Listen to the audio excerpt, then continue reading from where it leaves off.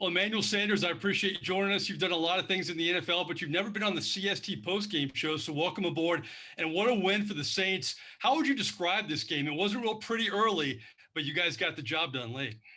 Yeah, obviously, the past two games we've been coming from behind. We can't play like that. But if we do play like that, we got to come back and win, and we're able to do that. So, obviously everybody's looking around saying, "Dang, that was close, closer than we expected." But hopefully we can build off this and continuously get better. I know you had some thoughts after the first game at home against the Tampa Bay Buccaneers, and boy, this has been a crazy offseason. You didn't get a lot of time with this football team as you normally would. You weren't real comfortable in the offense early on, but boy, the last couple of weeks you've led this team in receiving. Talk about your comfort level now compared to really the first couple of weeks this year. Yeah, I think my comfort level is definitely growing. Not only on the football field, just with the city of New Orleans. A lot of people don't understand. Like I moved my entire family out here during COVID-19 and trying to make that adjustment and learn the playbook. And once I learned the playbook, Sean Payton is very particular on splits and alignment, and so that was a process within itself. And I think that now I'm starting to get comfortable with that, and it's happening at the right time because I think Sean Payton and Drew are starting to believe in me as well and starting to trying to get me the ball, and so it feels good. 12 catches for 122 yards. A big storyline, obviously, coming in is Michael Thomas hasn't had a lot of help in terms of the wide receiver position the last couple of years, but still put up big numbers.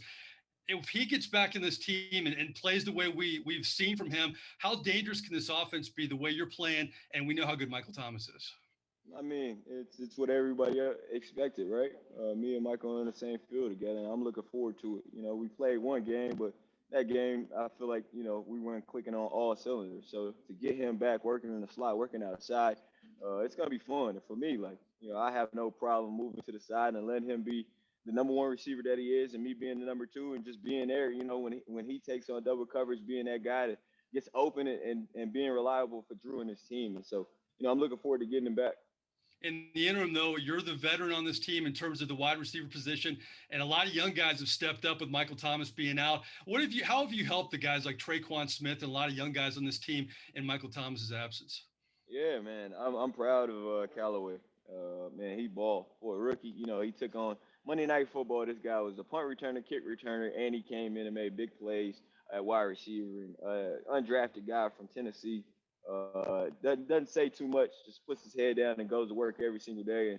And I respect that. And Traquan, really didn't get as many targets as I would like for him to have, and for him as well for himself. But the last game, you saw what he did and the plays he made for this team. So we're just trying to step up and win ball games, and trying to get into the playoffs, and trying to win like 10 games, or hopefully win out from here, and position ourselves great for a run, and try to bring a championship to the city of New Orleans.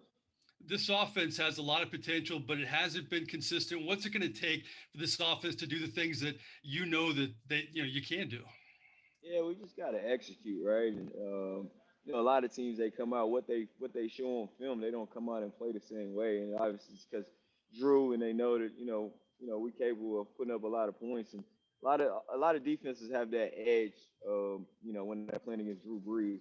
That's the whole talk. And so they come out and try to hit us with their best shot every single time, and sometimes they do that, but at the end of the day, as long as we win, that's all that matters.